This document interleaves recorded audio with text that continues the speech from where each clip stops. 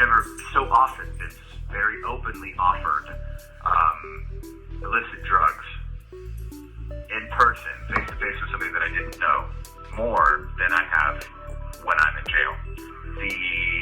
The addiction doesn't stop in jail. 1 minute remaining.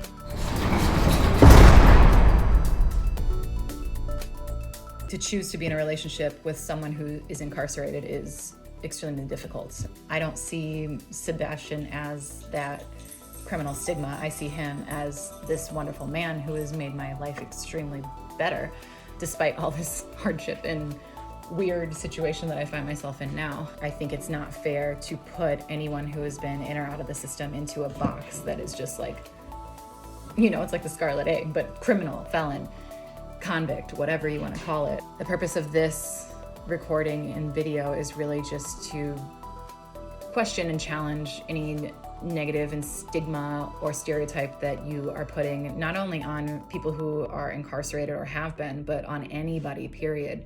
Again, we are all the walking wounded. We are all going through something. We are all suffering in some way or another. How can we learn from each other's stories in order to uplift one another? You may begin speaking now. I did. Hello, love. Hello, what doing? Working on my website. Yeah? Yeah. You want to do this thing or what? Let's do it. You want to do it? You want to do it right now? See. Okay, let's do it. Okay, so let's start with stigma breaking. How about that? Stigma breaking, okay. So, you are a felon, a convicted felon. Mm-hmm. What stigmas are already attached to you, and what do you think is fair, and what do you think is unfair? Well, the first stigma is always danger. When you hear felon, you hear dangerous. You think that you can't trust a person who's a felon. As an employer, specifically, the person can be trusted. They might not show up to work. If you work in a franchise business, you might fear things coming up missing. When it comes to renters, they see, the word felony. They hear, someone's going to trash their place. And then when it comes to everyday people who, maybe you're at a coffee shop or something like that, and you happen to mention that you're a felon, people get all sorts of crazy ideas just right off the bat. And then not to, I guess, amplify this aspect just because I am a criminal and play into that role, but police specifically, when they see that you have a felony, your 10-second ticket traffic stop just turned into a 20-minute ordeal with 3 other cruisers who all have to come in and inspect your vehicle and make sure that you don't have warrants. It completely changes the situation because a felon is deemed unsafe. That's why they're not allowed to have firearms. They're not allowed to have dangerous exotic pets. In some states, you can't even have dogs. Pit bulls are outlawed for felons in Texas. The list goes on and on. Has something like that affected you? For me personally, no. I know that when it comes to certain job applications, when you see the word must be able to pass a criminal background check, I know that doesn't necessarily mean that no, all bets are off the table. I've been through enough jobs as a felon to know that you can explain, depending on your charges, you can explain yourself to employers and you can explain yourself to people that doesn't necessarily mean that you don't have a chance of employment, especially now with all these equal opportunity employers like Amazon and eBay. These places hire felons, and there are a lot of places like it. But for me personally, it hasn't really affected me negatively. I'm one of the lucky few that have an education and I have social skills that far exceed any felony record. I could, hold a conversation with almost anybody. I qualified for quite a few jobs and have worked many, many different jobs in the past.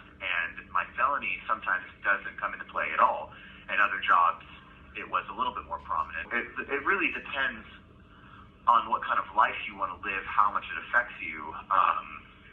You know, if you're going to speed a lot and you get pulled over a lot, it's probably going to affect you a lot. If you're going to work in a sales industry that, you know, let's say, asks for you to travel, or marketing,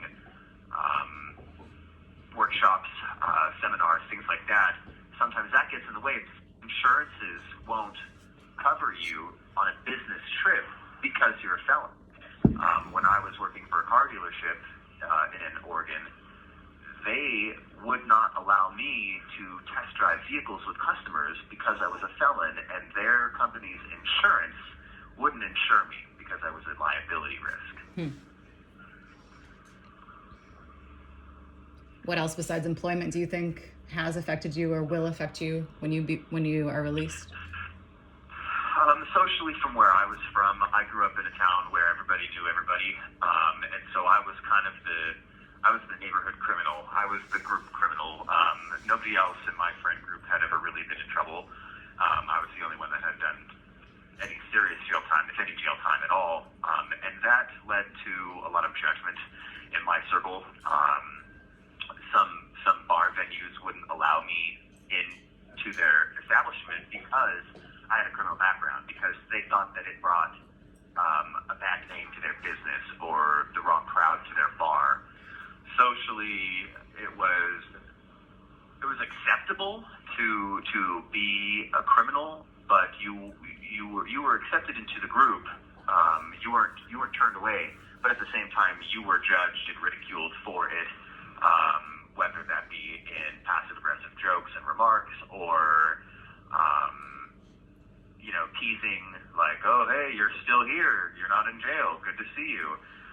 Stuff like that. And it also depends on who you hang out with too, who your friends are, and what type of boundaries that you have set with those people. That also matters. But for me specifically, socially, it was kind of a barrier that I could never get past. It was a mark that I never healed from. When I don't choose to let these things have power, like, you know, me being a criminal, I choose to say out loud all the time, it doesn't affect me at all. I hear a lot of people in the criminal system, or even day to day, who haven't been to jail but maybe have a felony on their record. They say, yeah, it totally affects everything. I'm never going to get a job here. I'm never going to be able to do this or go here, which isn't the case. I refuse to believe that it holds people back in any circumstance. It's all about the outlook. I just choose to not let it affect me. It's something that if asked directly, I'm honest about, but I don't freely give the information. I love that you said you hold yourself to a different standard. Like, yes, you might have the same background as obviously another criminal, but then you choose to like own it and step past it. Like, you're like, yeah, this happened. Yes, this is who I am. And I'm awesome. And I can do this job really well. And I want to show up on time. Like, where did you... I wouldn't say that it's necessarily a standard. I wouldn't call it a standard. It's more or less just, it's an objective mind state. If I was applying for a job as a police officer, obviously that wouldn't work out. I can't walk into a situation like that, no matter what my attitude, and expect a positive outcome. But if I'm working at, let's say, an auto detailing shop, a car wash, that's typically something that they don't really care about. And you don't necessarily need to mention it. It's not against the law to say, or to not say that you have a felony. If you're asked, I believe that now means that an employer has to give you the opportunity to work the job if they ask the details of if you have a felony conviction and what it was. But I'm sure that law is different state to state. But for me, it's not necessarily a standard, although that's the easiest label, I guess. Well, stereotype, right? We're talking about stereotypes. So everybody on my end, a lot of the people are not supportive or confused. It's like, how is he ever going to provide a good life for you? How is he ever going to get a good job? How are you going to walk around and he has that stigma attached to him? How is that going to affect you? That's what I'm touching on. Well, so yeah, with the whole the stigma is about exposure and lack of knowledge. Mm-hmm. We fear what we don't know, Mm-hmm. and there are a lot of people in the world who don't know any criminals. They've never lived around one. They've never been to jail, so they don't know anything about that. What they know is what they see on TV and in movies, right. and the portrayals of criminals in TVs and movies is typically the bad guys. They're the thugs. They're the guys who bully other guys on the blocks. They're the guys who show up out of nowhere and cause issues for an ex-lover, maybe in a new relationship. They're always made out to be dangerous, negative, and I guess I don't want to say unworthy people of certain things, but they more often come out as being portrayed as exiled people. Yeah. Why do you think that is?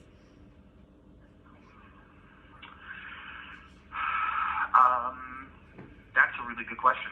I could guess, but I mean, everybody has their own reasons. Really, some people grew up with maybe a family. Maybe somebody did grow up with a family member who broke the law a lot, and it caused a lot of stress on the household. Or maybe somebody had a crime committed against them. There are even, you could go as far as you could blame leftism.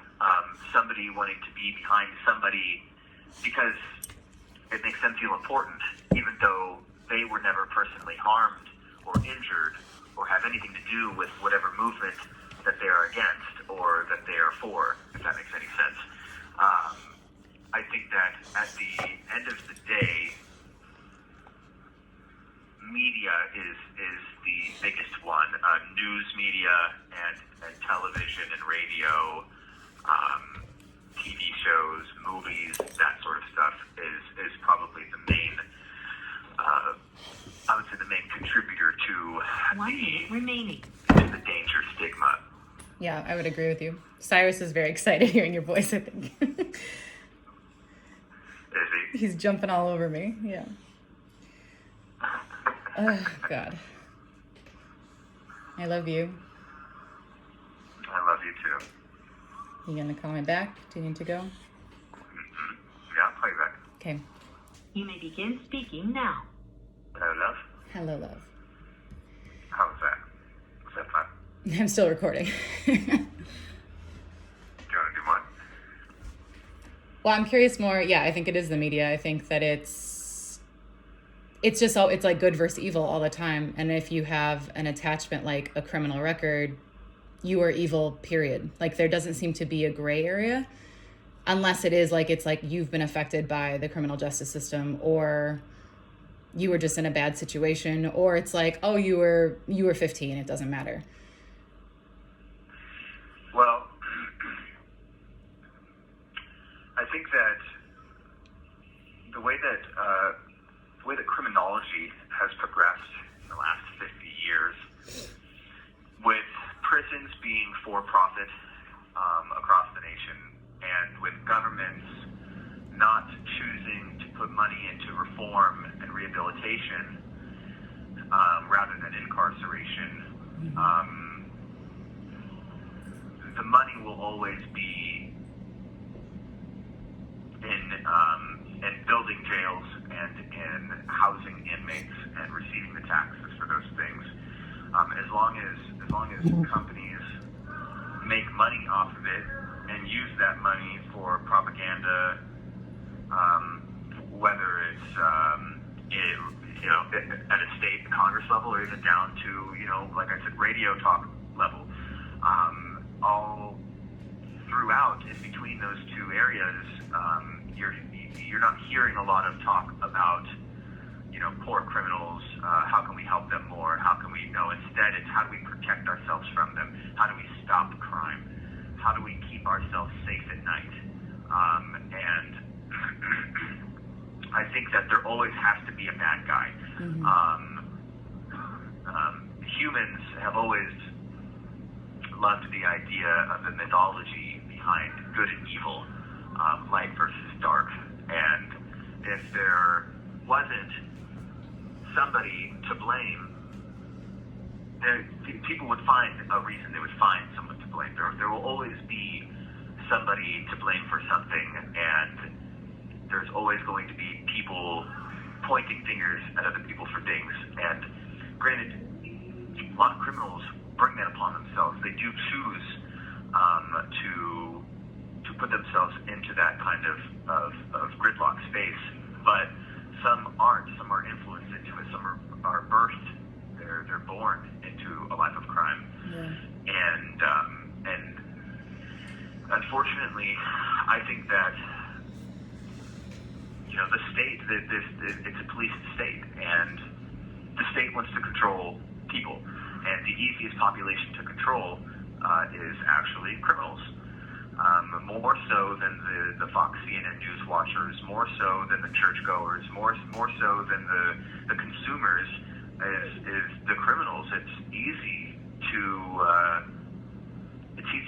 have a hidden agenda behind the criminal justice system, the Department of Corrections, and the Federal Bureau of Prisons. I mean, it's all cloak and dagger, just like everything else seems to be in government works, in federal works.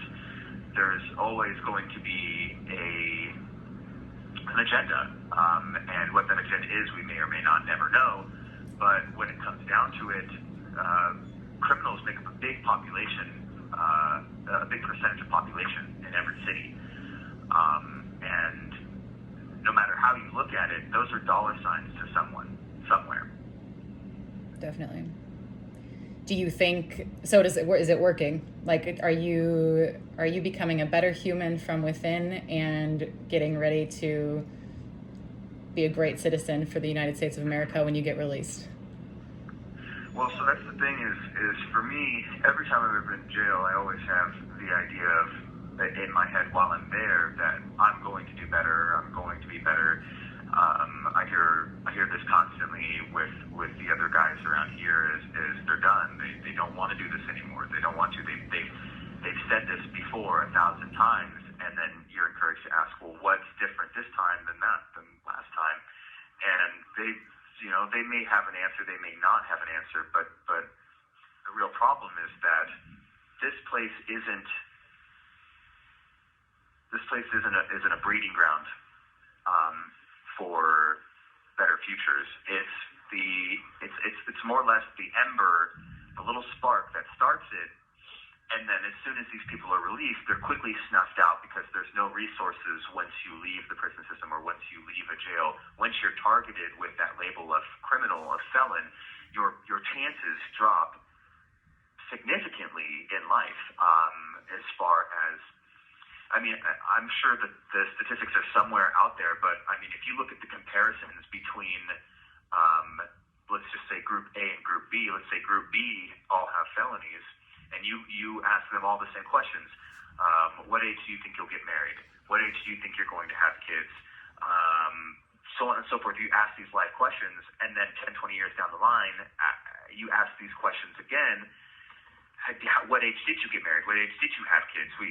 You'll see a significant difference between Group A and Group B with felonies, because it's so much harder for people to get day jobs, to go to school, go to college, to get housing, to get financed for vehicles, for mortgages, which in turn means less social status, which means you'll probably, you end up with the same crowd as yourself, and you fall into this pit that you're never good enough, which is exactly what the government wants. The government wants us to feel like we need the government to feel safe, and the criminals are affected by that greatly. We are at the mercy of the federal government. Every single man in here is at the mercy of the federal government, and we see the federal government differently than, let's just say, an average person who doesn't have a criminal record sees the federal government. I think that when it comes down to it, the chances are a lot harder for a criminal to achieve full employment, full housing, comfortable living situations. So what do you say to the people who are like, I don't care, you committed a felony and you deserve all of what you just described? I probably refuse to communicate with people like that, because if somebody just outright comes out and says that, they're correct, but that's not the point. I guess of depending on what we're talking about, that wouldn't be the point of a conversation. If I'm complaining about my life and where I'm at and how I don't have these opportunities and how my rights are taken away, if I'm complaining about these things and somebody says that in return, well, you committed the felony, so I mean, that's what you deserve. They're partially right and they're partially wrong. Yeah, you're right. I do deserve that punishment. I do deserve to realize what I'm losing by breaking the law and not following the rules of the government and of the system. I mean, you said it when you were like, I don't want to converse with them. I mean, it comes down to lack of education and awareness, yes? Well, yeah, it's exposure, but really the bigger picture is we're trying to look forward. As a criminal, we're constantly trying to look forward. We don't live in the past, because the past is with hurt and jail time and pain and ridicule and persecution, and we want to look towards the future. We want to do better. Most criminals who get sober while they're in the prison system, they want to do better. They don't ever really get the chance once they're out. There's no help. And so the person that's saying, well, you fucking deserve that, that's what you get, that person should also be able to say, but if you need a hand, if you think you really got it this time, why don't I try to find some way to help you, instead of keeping us pinned down into that lifestyle. They could lend a helping hand in whatever way that they can, whether it's giving rides somewhere or suitable attire for job interviews, help printing off. Most people don't have access to the internet. Yeah. Most people don't have access to transportation on their own, or childcare. I mean, the list goes on and on of the opportunities that are missed because of a criminal background. What do you think is of priority? Like, if you literally, someone was like, okay, I have all of this money that I'm going to invest in your one idea, since you've been through the system, what do you think like needs to be changed immediately?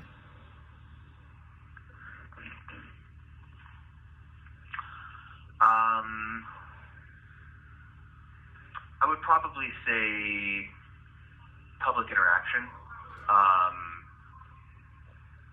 more integrational programs with inmate and public, maybe even better visitation, amendments in the rules about visitations, so that families are able to visit, the times, the money that it takes to hire people during the visits, things like that, or even like programs with dogs that I've seen at animal shelters, or work crew programs.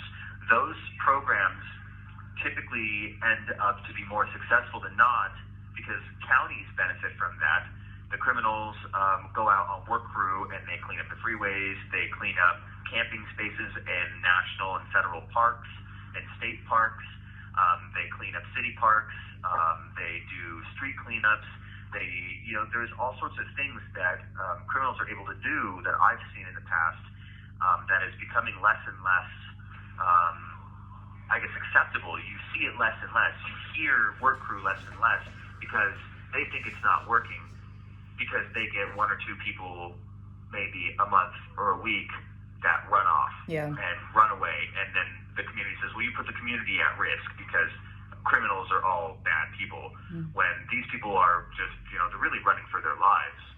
Right. They're afraid of the everyday people. They're afraid that they're going to get the cops called on them with a criminal record that could end up with a whole house search, and maybe there's something in there they forgot, or the car search, and the dude that you're giving a ride to, uses drugs. There's things that criminals think about before they get into a car, or before they walk into a building, that the average everyday person doesn't think about. And so with these work crews, really what this develops in the jail systems is integration into the public, a good work ethic, a job, It's ties to the community. You're also getting out of the prison cell. This lack of stimulation in here, the lack of education, of working with the hands, really affects the mental state. The psychology of a criminal is, I guess I shouldn't say it's more complicated than a normal person, but at the same time, criminals are smart, and criminals need stimulation, just like everybody does. Mm-hmm. But I think that my personal belief, you'll find more criminals to be more intellectually intelligent than you would originally assume. People don't necessarily there's no connection between the words smart and criminal. There's no such thing. When you hear the word smart criminal, you just think a good criminal. But there is no such thing as a smart.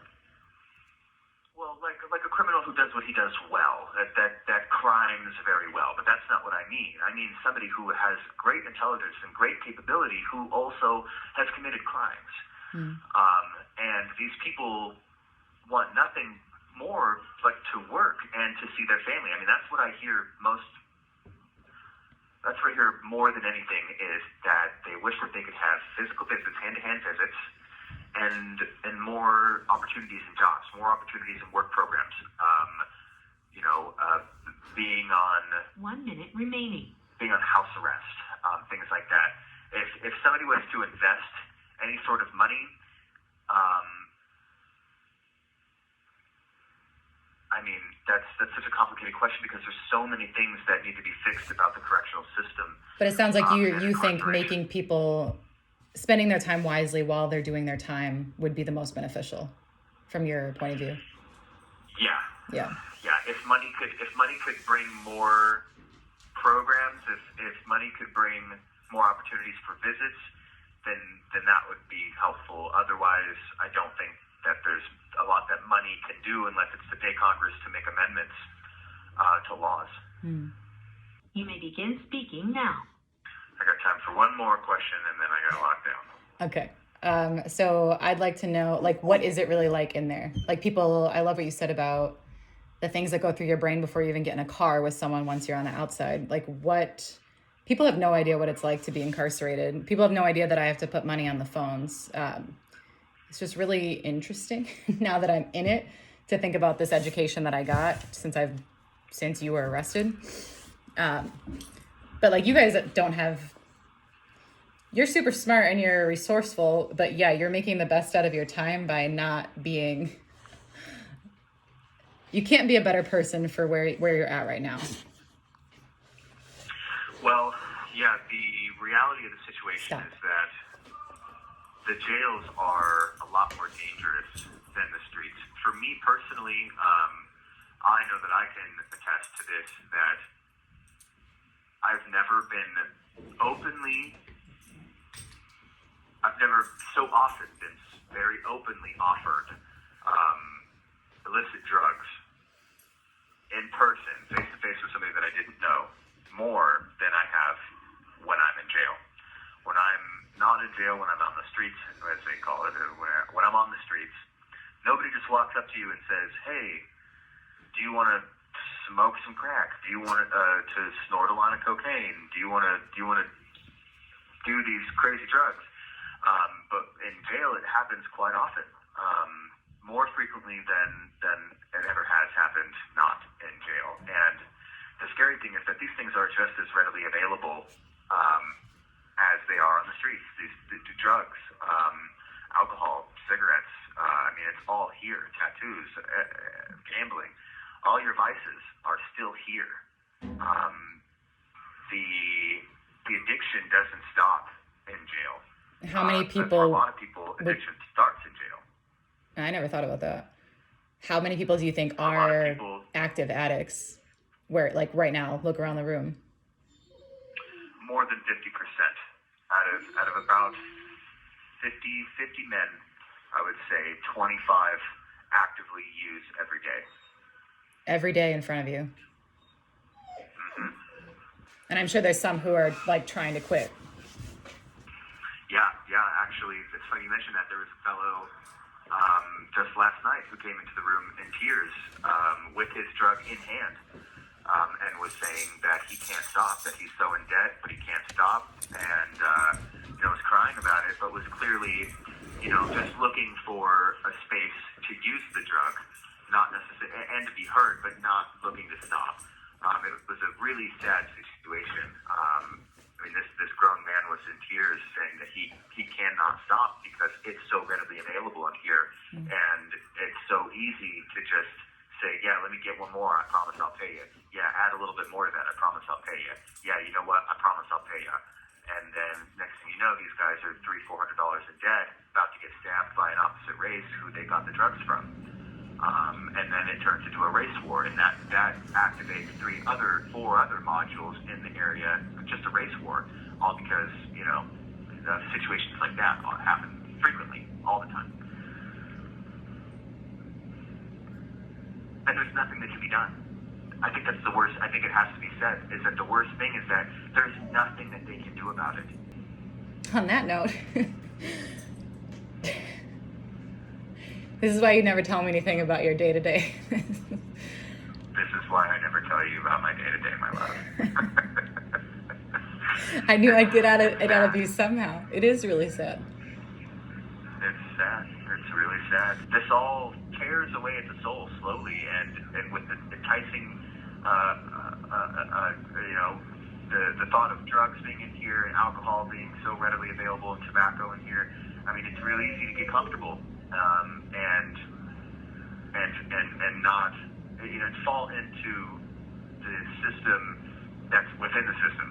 If that makes any sense. Right, and that's what I want to shine light on is like people think people don't understand that there's nobody watching you 24 hours a day either. Like you are literally locked into that module with all these dudes. Yeah, we were just talking about it earlier today. We get to do almost whatever we want in here. We have it all. We've got a PlayStation 4 that these guys play. We've got alcohol.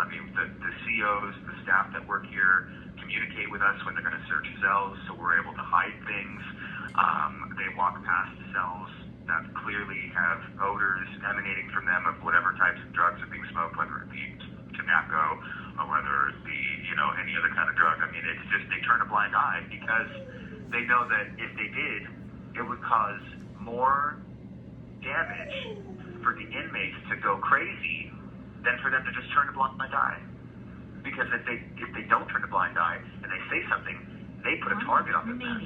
They've just become a target, and they put themselves at risk. Because everything is money in your tobacco, it's money alcohol, it's money to drugs, it's money. If you take that money away from them, they're already here. What else do they have left to lose? Well, and a lot of the COs are providing that. These doors don't lock. We pop our doors. We use the cards, the identification cards that they give us that are made of acrylic plastic, and we slide them through the door jamb. Like you credit card a door. You ever seen that in the movies? Yes. How they use a debit card or a credit card to pop a door open? We do that with our prison cell doors. Nobody is safe.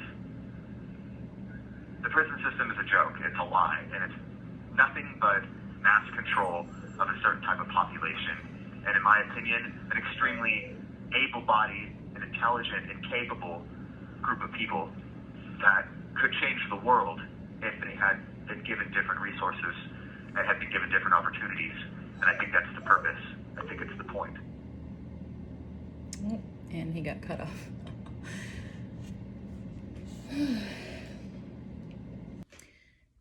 So to choose to be in a relationship with someone who is incarcerated is extremely difficult. We fell in love before he got arrested, but we weren't together very long. We were still getting to know each other. I didn't know a lot about his past. I didn't even know to the moment we were detained. I didn't know the truth about the reason why he's in jail.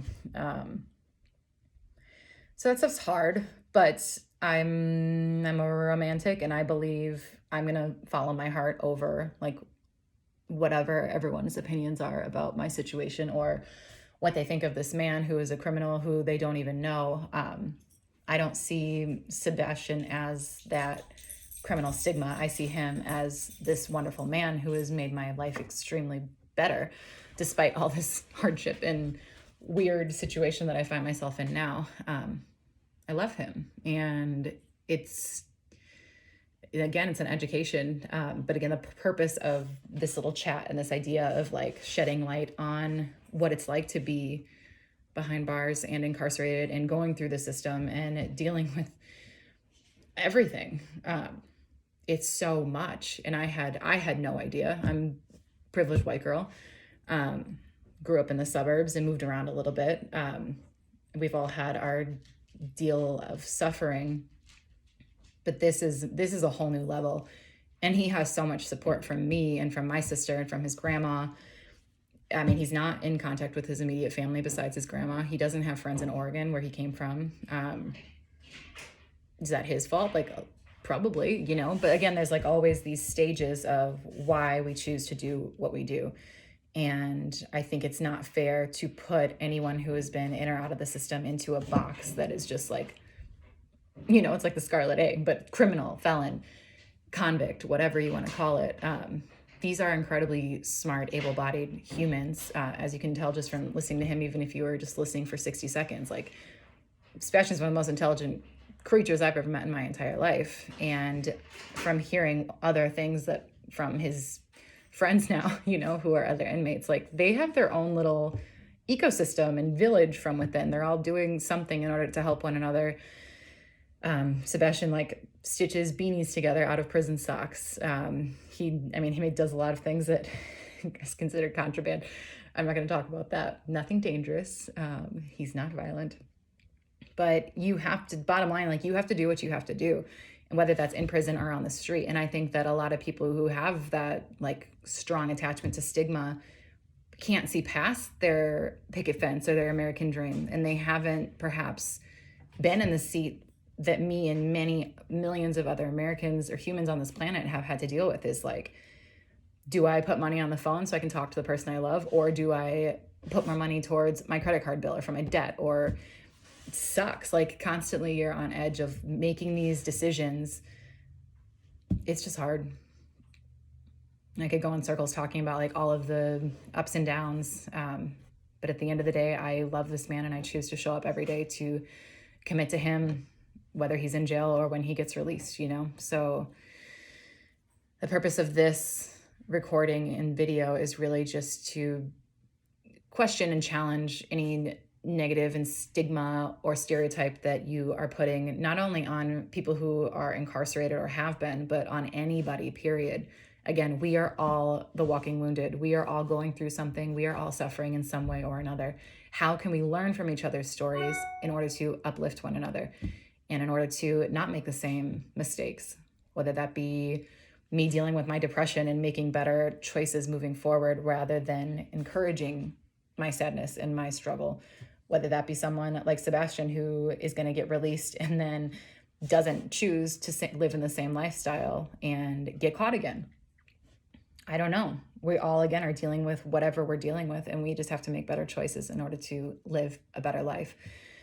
And for me, that's just like, how can I keep showing up as my highest self in order to better serve others and people who are less fortunate than myself? So I hope that this, I've been scrounging the internet to try to find things like this and searching hashtag prison wives. And I found some really cool, awesome women like sharing tips. Like, how are you going to deal with the holidays when your family is on the inside? And like, it was just, it's Saturday after Thanksgiving and like, ugh, it sucks. You just miss them so much. And what are you going to do? I can visit him once a week on Sundays for 1 hour, but he's right now an 8-hour drive away. So obviously I can't do that. And I am so lucky that I've been able to make the trip multiple times for every single court date I've shown up to. One of them was like 5 minutes. One of them got canceled. And it's just like, he keeps showing up just to go through those barbed wire fences. I got turned away twice for my outfit, and it's just funny. I'm like, you being concerned about my outfit is more important than like these dudes dealing drugs on the inside. Or, I know they all have knives. I know that what they're doing. He's seen multiple bodies being drugged past the module. Someone got murdered in his module. it's unacceptable. And I don't know, there's nothing I can do rather than use my voice and to keep doing research and to become an advocate for change. And the fact that it's affecting my life so dramatically, and I mean, at such a core level. Again, you know, like my passion is all just like, how can we help one another? How can we share our stories and learn from one another in order to raise consciousness? And again, that's my purpose. That's what I'm doing. I love this man and I'm going to stand by him. And all we have is hope for the best.